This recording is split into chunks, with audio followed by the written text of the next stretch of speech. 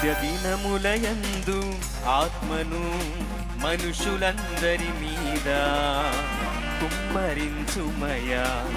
అంత్యదినములయందు ఆత్మను మనుషులందరి మీద కుమ్మరించుమయా.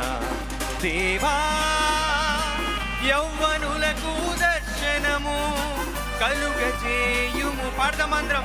దేవా యౌవనులకు దర్శనము కలుగజేయుము.